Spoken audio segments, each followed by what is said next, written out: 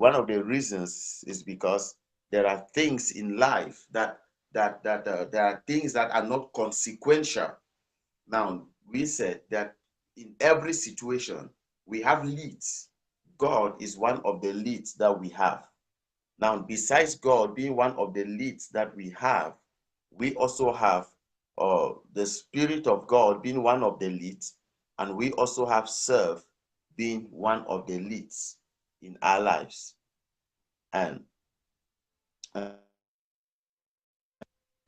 sorry. And we went on to say, so if we therefore seek to be led, we must acknowledge this natural reason. We must accept that there is a natural reason for us to be led, whereby there are things happening in our lives, there are things occurring in us, there are things going on, whereby we are not a cause. So we said this goes beyond a consequence. It's not because we've done anything, but then there are things happening in life that we were born, we came into existence, we came into creation, and we realize that this is how things unfold.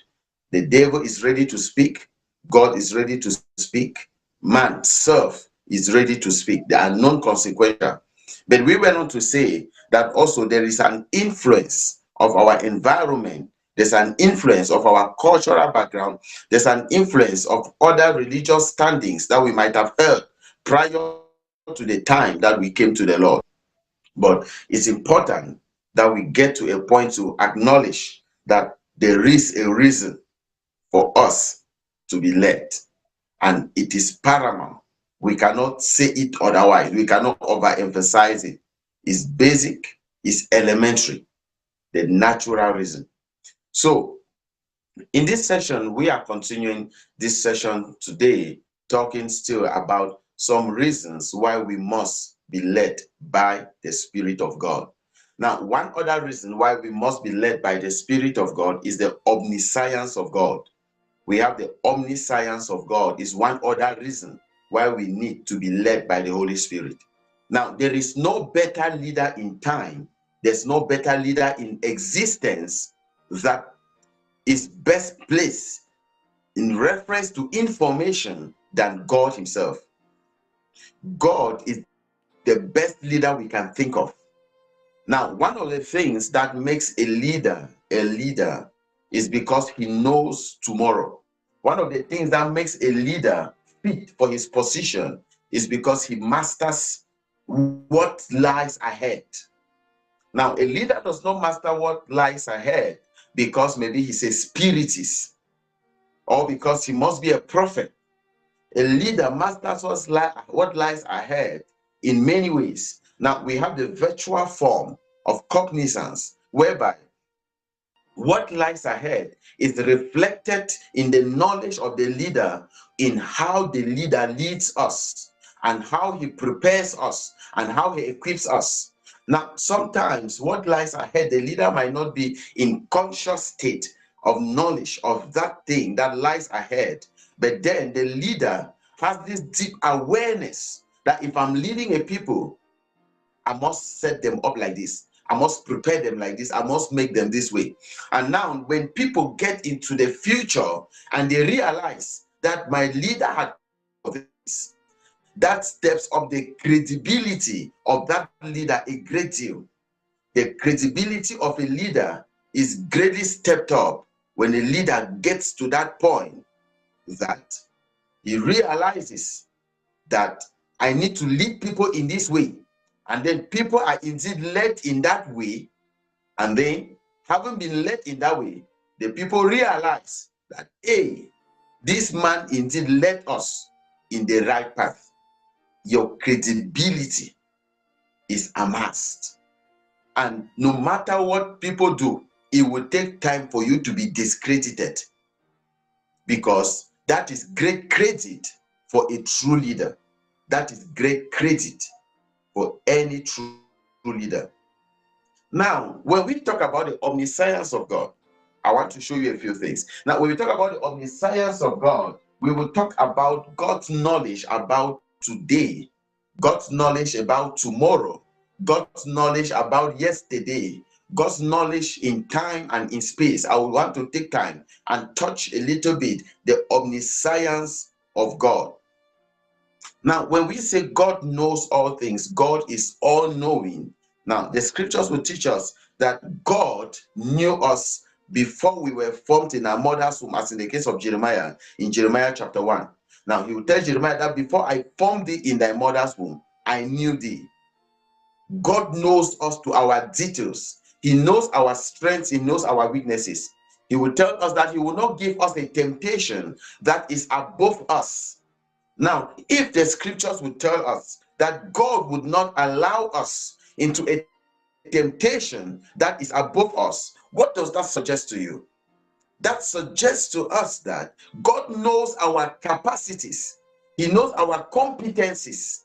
He knows what we are capable of doing, and he knows what we are not capable of doing. So we allow God to lead us. Last week, in our last session, we spoke about the natural reason. We have nature. Now I want to consider a few other things besides nature. There are a few other things that I want us to look at. Now, besides nature, I've just spoken about God's omniscience. Now, when we talk about God's omniscience, we are considering the fact that he knows all. Omni talks about all. It gives us a concept of all. He knows all things. Omniscience. So God knows all things. Now, when we talk about God's omniscience, many people may want to just think in a narrow way. But please let me open our minds a little bit. Now, when we talk about God's omniscience, it does not just mean God knows all things, like in the present, or God knows the past, the present, and the future. No. When we talk of God's omniscience, it's amazing. When we begin to talk about worshiping God, and people tell me, Pastor, I don't know how to get into the presence of God, and I begin to worship. What do I start saying? I tell them that get to the scriptures, study the scriptures. By the time you start looking at the perfect law of liberty, by the time you start looking at the scriptures, your mind will begin to change. The way you think, your spirit will be elated. Some time back, I took time to look at the omniscience of God and to look at a few things the scriptures say about God's omniscience. I couldn't help it but stop that study severally. I had to intercept that study severally and get into worship, because I didn't know how to just keep studying this thing. I was like, God, who are you?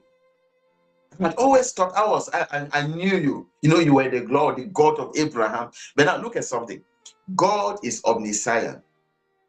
This is something about God's omniscience. When we say God is omniscient, let me start with the past. It means God knows the past. He knows the present. He knows the future. Now, these are some things that lay people quickly grasp.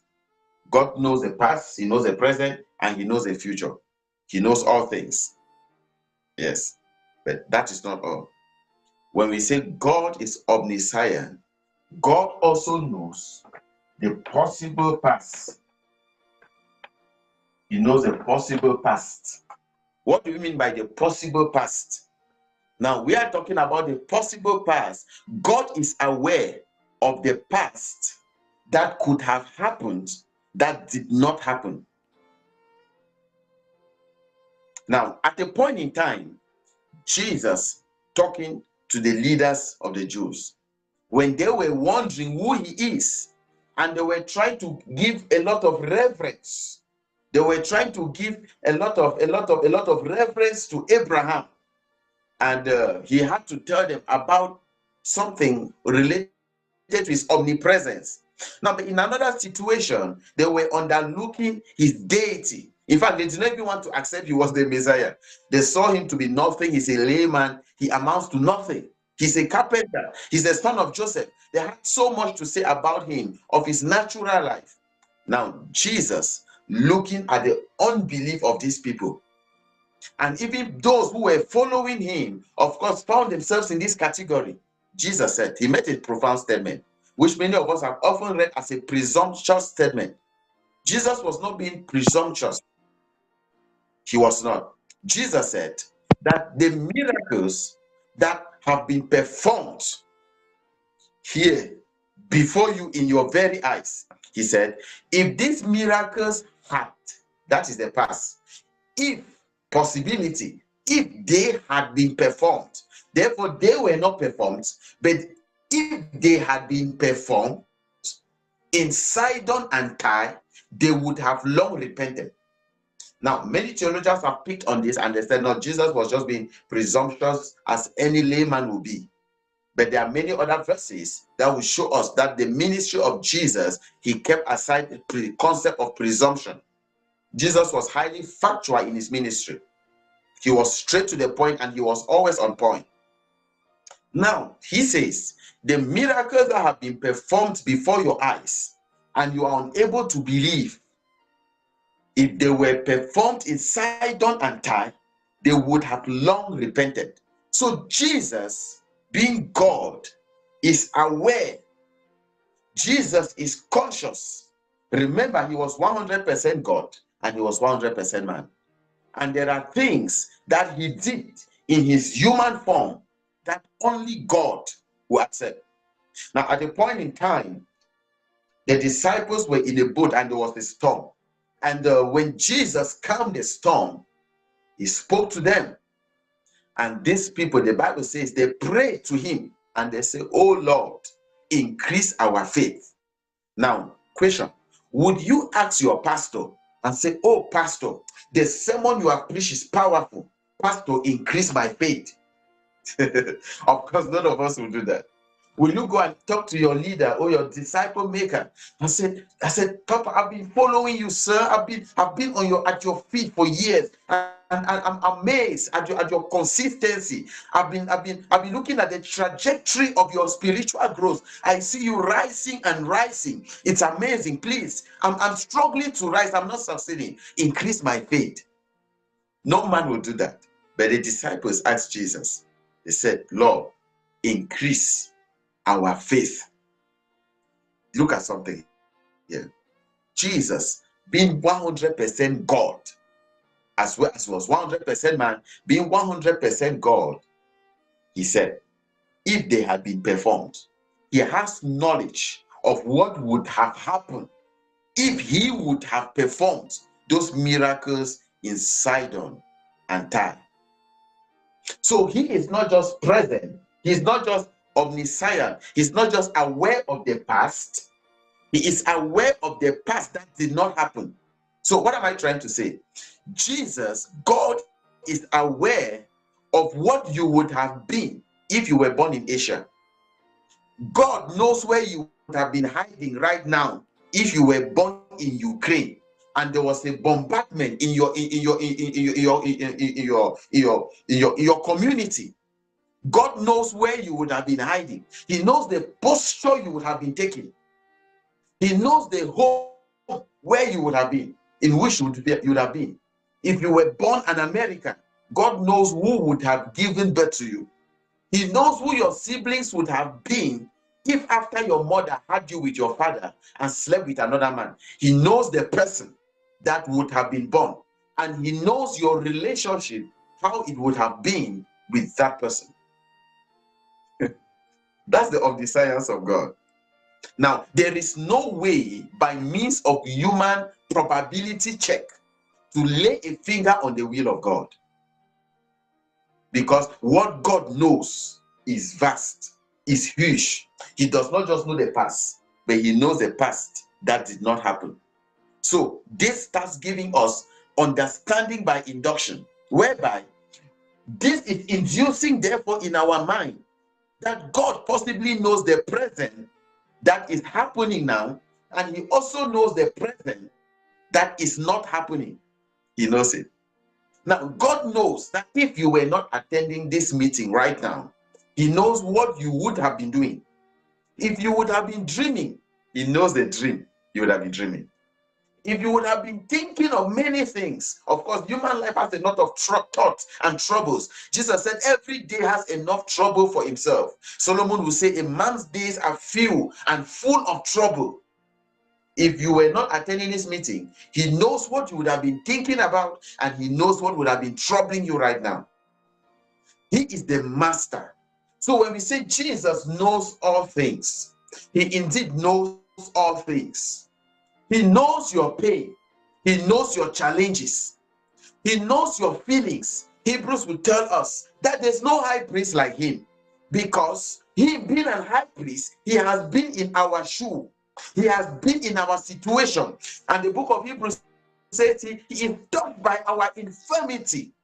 He is touched what we go through. Our challenges touch him. He is connected. He can relate with our feelings. What is the pain you are going through? God can relate with that pain. God knows how it feels perfectly well. He has been in this world.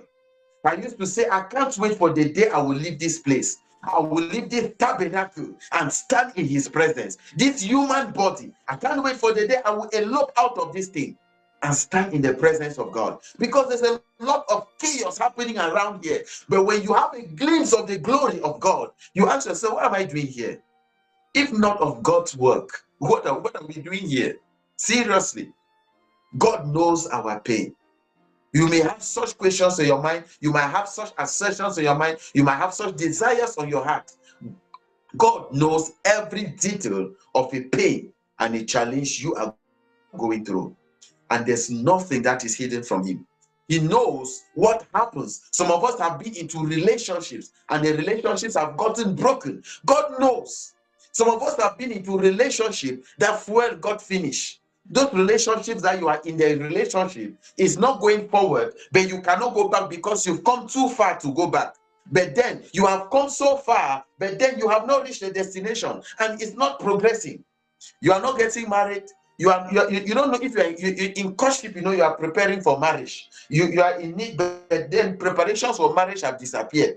But at the same time, is it just a boyfriend? No, he's not a boyfriend. He proposed to me. We spoke on marriage. We agreed. You are in the midst of many things. I want you to know this morning that God, he knows what you are going through. He knows every tear. He knows the weight of every pain.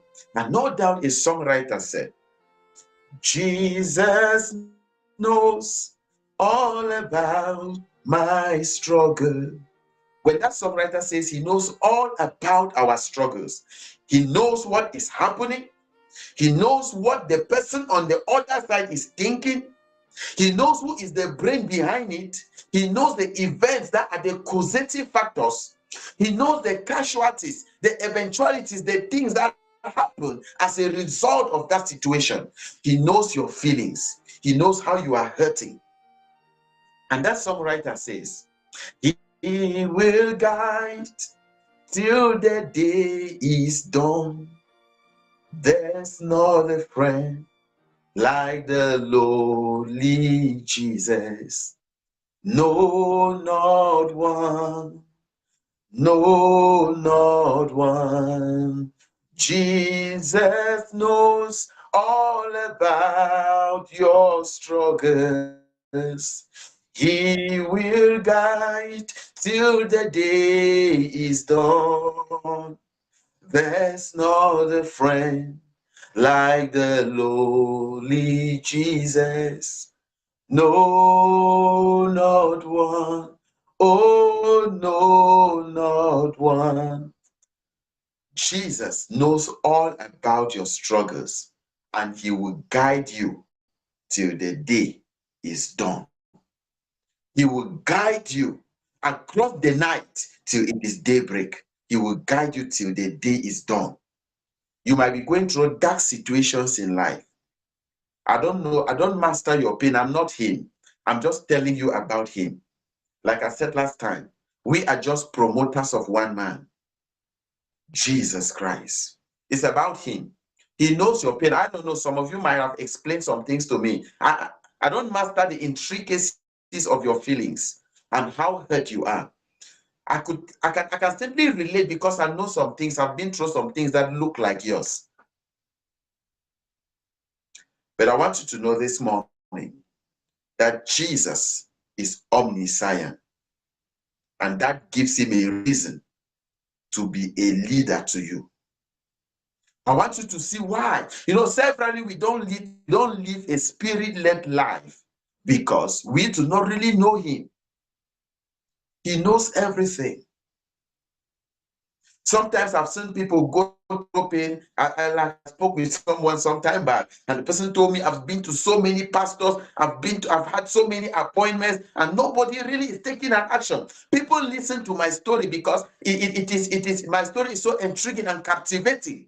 You know, when people start hearing that this is what somebody can do, they're like, what? How could you do that? And they want to hear the end of the story. And by the time they finish, they're like, you just need to talk to the Lord. And that's the end of it. And some of them sometimes say, I'll think about it. Some of them sometimes will say, I'll be praying for you. Some of them sometimes will pray and dispatch her.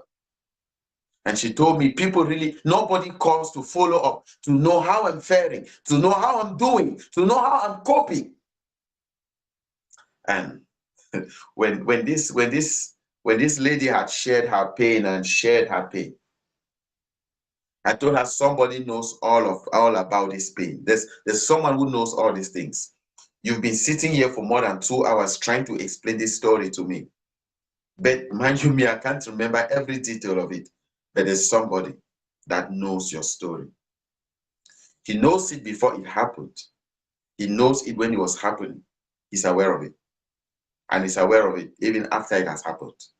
He masters very deep details of that situation better than you do. In our layman parlance, in our contemporary parlance, you will hear people who say, follow who know road. That statement says, follow the one who knows the way. Jesus knows the way. The Spirit of God, our Father in heaven, the Godhead, they know the way. He knows the way. If you cultivate a spirit-led life, it's important. Someone might have been thinking that I will just give some sharp practical steps of how to be led. I'll give you that. But see, many people have learned these steps, but they have not kept to it because they did not know that Jesus knows all things. They knew it just like he knows all things, past, present, and future. He knows. But we are saying this day that he doesn't just know, he can relate with what you are going through. He can relate with your infirmities. He can relate. And so, whatever activity you are getting into, the business you are about starting, Jesus knows what is going to happen. Jesus also knows what you will be doing. He knows what you will need. And if you are aware of this about God, it should sharpen your faith to believe him better. It should sharpen your faith to lean on him better. Because considering that he knows all things, it should put you at a position where you realize that if he knows what I will need, then Lord, can you provide ahead of time? Now, if by the time you get in the midst of that situation and the provision is not there, it will spare you the stress of questioning our Lord. It will put you at a position where you will not just go to church and pray that, oh God, I want to live a life of contentment, godliness with contentment. No, it will spare you that stress of that prayer. You will naturally find yourself in a position where you are living life with contentment. Things happen to you, battles come your way, and you scale through them with a smile on your visage. And people wonder, how do you do this? He said, I know my Redeemer liveth. That statement is pregnant. You are not just saying that he's not dead. You are not just trying to negate the fact that he's not dead. You are trying to explain, you are trying to expound on his competencies, what he will do when he is alive. My Redeemer liveth, meaning that he is seeing me. My Redeemer liveth, meaning that he knows what I'm going through. My Redeemer liveth. My Redeemer. No doubt Job will say that even if you slay me, yet will I trust in you. Job knew God knows all things. And I pray for you this morning that the Lord will bring your faith and your heart to a position where you truly embrace the omniscience of God. We have had so many people say that they believe in God's omniscience. I know that God knows all things. No, it's not just about head knowledge. It's not just about awareness. Yes, it is about the practical life that takes into consideration God being aware of all things.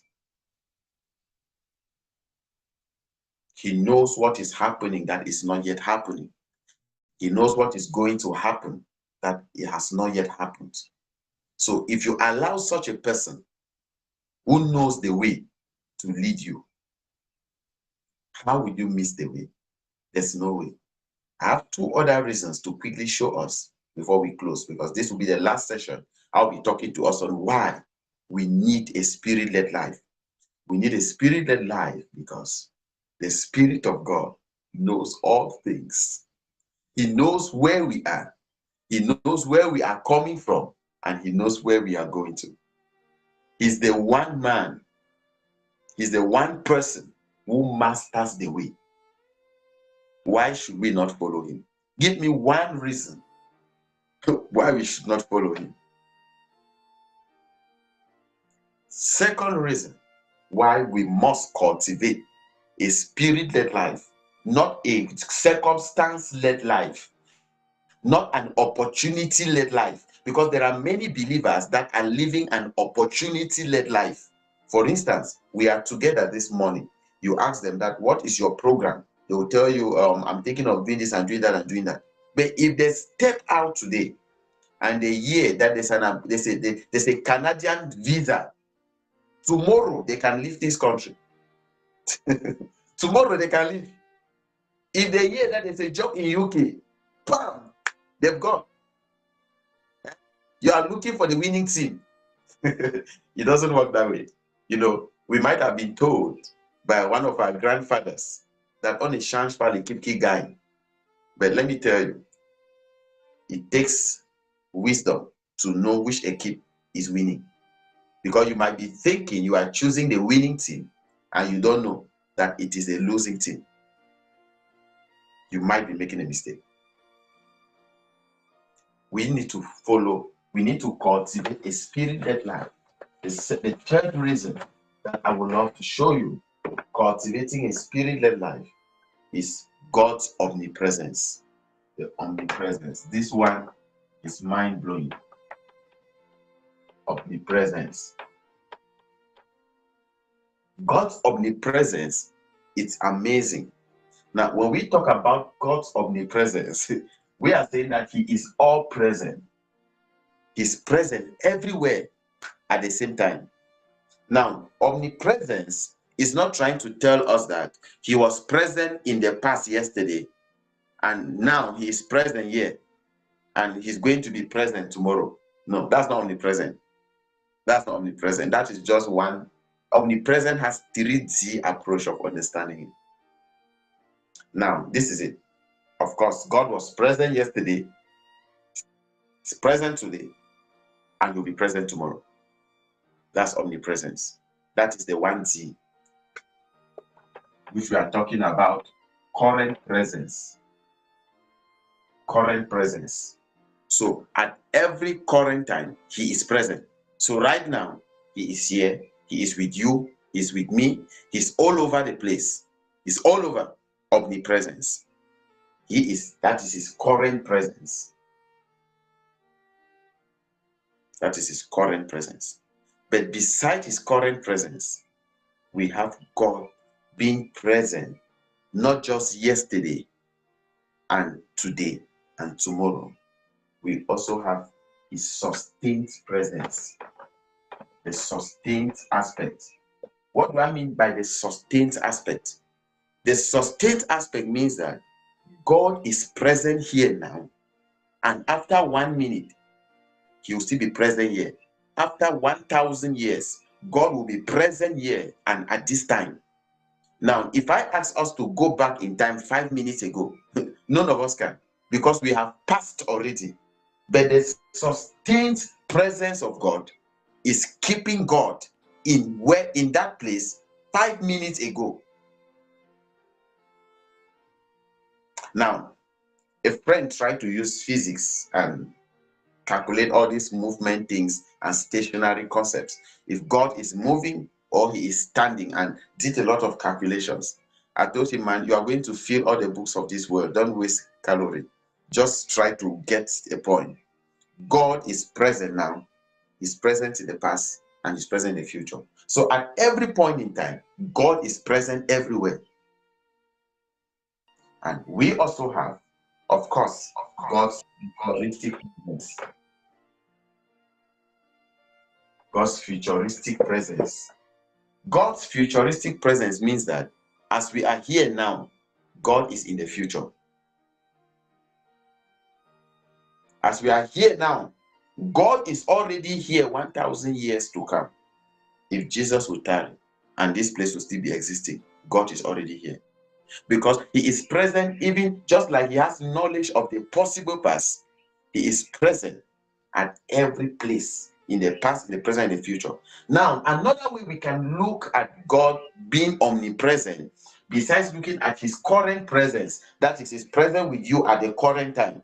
And when you get into tomorrow, he will still be present with you. Like he said in Matthew, that, and lo, I am with you, even till the end of the age. So we go into tomorrow, he's with us. After tomorrow, he's with us. And days to come, he is with us.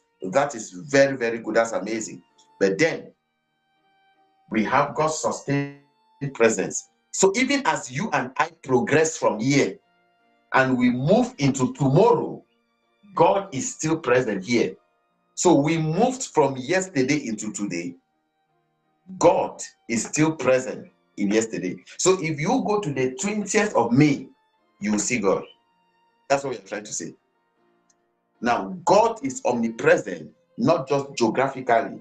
He is also present in time. So another way of looking at God's presence, besides looking at God's presence from the scale of time, you can look at God's presence from the scale of time, the current, the sustained, and the futuristic aspect. But then, let's look at God's presence from another scale. Let's look at God's presence in another way. Now, God is present in time. God is present in space. That's location. So, God is present in time. That is to say, God is present today. He is present in yesterday. He is present in 10 years ago. It's the same thing as I spoke about the sustained presence.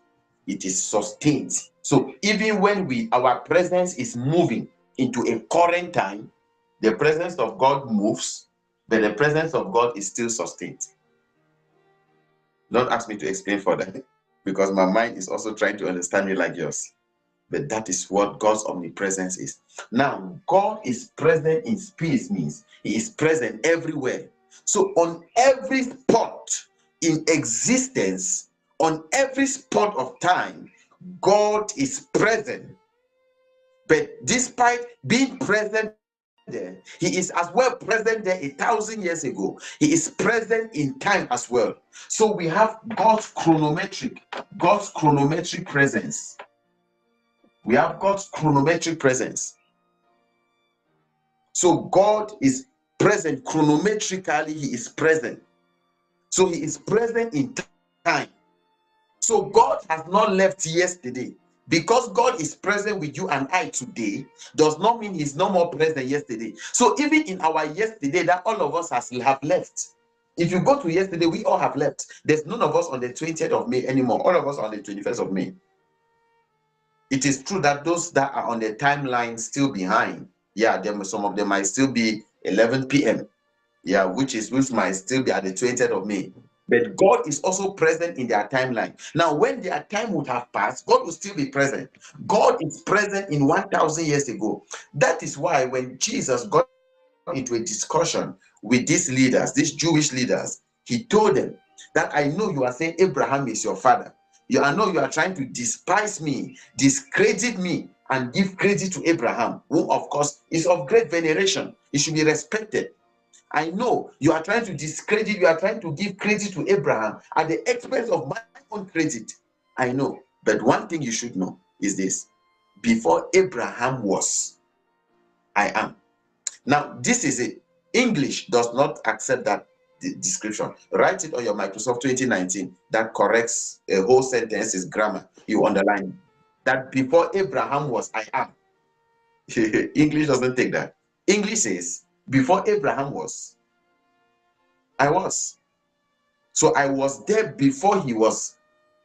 I existed before him.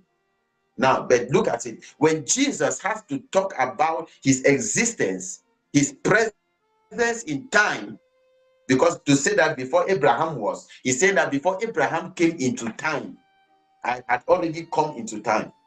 Now, he didn't put it in the tense. He didn't conjugate it. He said, before Abraham was, I am. Now, he is saying that currently, as we are speaking, before Abraham was, I am. So if you travel back in time, if there is a tape that you want to travel back in time, you will travel and see Abraham, and you will still go back. And after you have gone behind, I am there. That's what God is saying. I am. So before Abraham was, I am. So God is chronometrically present and is geographically present. So he is not just present in space. God is not just present everywhere, but he is present everywhere all the time. So even when time has passed and we have moved from our locations and we have gone to different locations, God has moved, but he is still present. Sustainability of presence. Now, even as we move from time, from 1 hour to 2 hours, from one day to another day, from 1 year to another year, God is present along the timeline. That's what we are trying to say. He is present. See, why should you cultivate a spirit-led life? You should cultivate a spirit-led life because God knows every location, and anywhere you are going, he's already there. So the destinations you have today, there are some of us who have a lot of movements to do today. There are some of us who have ups and downs to do. We have errands to run. God knows all your destinations, and he does not only know them. Right now, he is standing in those destinations. He's right there. Follow Unoro, we say in our pidgin English parlance.